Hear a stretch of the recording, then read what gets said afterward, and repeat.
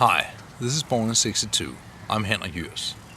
Today I will talk about one of my hobby horses.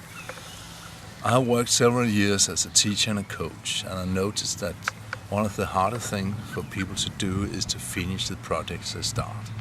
When people go to see a coach, usually they have recognized a problem they want solved, and they come to tell the coach. They engage in conversation, and the coach and the person who has a problem work out a plan how to deal with that problem. The coach's role is to be a catalyst. Usually people have the way to solve the problem, the solution within themselves. And they draw out a plan. What shall we do? How shall we do it? And the project starts. And at the start, the motivation is high. People are executing the plan. And somehow, when the plan starts to work, they lose focus, they lose energy, motivation, and it all filters out to nothing. And the coach's role sometimes changes, so there'll be a coach like an old-fashioned sports coach, and they will be there yelling at them, "Come on, pull yourself together, you have to do this, you can do it," and so on.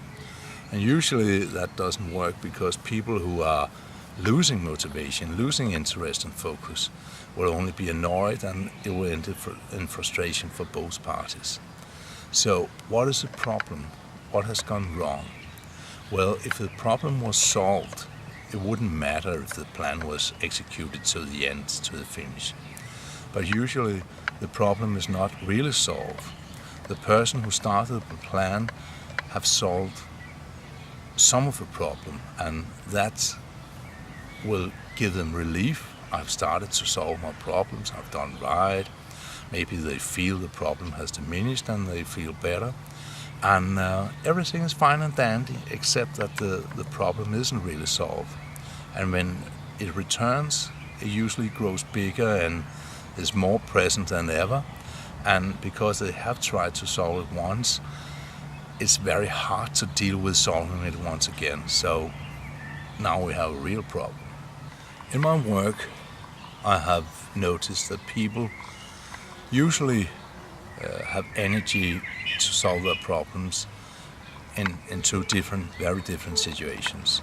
Those who are pressed up against the wall in a kind of do-or-die situation, you can say, are really motivated to solve this problem because their life is at stake. If not their life, then their income or something very important for them.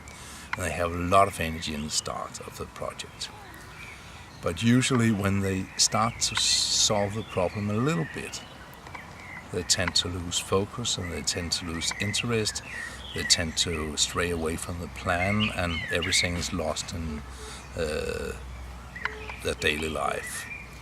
The other group that usually succeeds, and this group succeeds in finishing the plan, is those people who have a surplus of energy, who is at the top of the Maslow pyramid, who are trying to do something for themselves, not because they have a problem that pushes them against the wall, but because they have a lot of energy, a lot of time, a lot of focus, and they want to develop themselves in some positive way. These people, unless something happens in their life, will usually finish the project.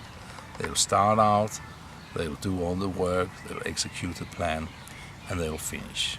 So the big question is, why are the two groups, which are very far apart, the ones that finish something, and the middle part, all of us, like you and me, usually tend to lose focus along the way? Is it the coach who has done a bad job? Well, kind of. Usually if someone comes with a problem, we tend to focus on the problem and just that. So what we don't focus on is what you want instead of the problem. So a good coach should always ask you, okay, this is the problem, this is a situation you don't want. What is it you want? What is the good situation? How is it when it's good? So you can, in reality, you can have two kinds of motivations. Get away from motivation, where you want to get away from a threat, problem, a certain situation in your life, a certain relation, and that is a negative motivation. What motivates you is an urge to run away. That is a get away from that motivation. On the other hand, you can have a go-to motivation, a positive motivation, where you have a goal, a desired situation, something you want to achieve, like getting a new job, getting an education, find a new love, make a life-changing investment, being something else. Getting a new job is a very interesting point, really, because if you are getting a new job because you want to do something else, it's quite different from getting a new job because you hate your old job. This is actually a good example of the difference between a get away negative motivation or a go to positive motivation. And a good coach should always find what the positive motivation is, because that is what will drive you to finish the project.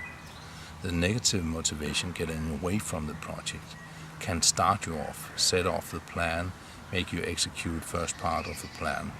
But what will motivate you to finish the plan and get to where you want to be is a very clear and vivid imagination picture of what you want to achieve.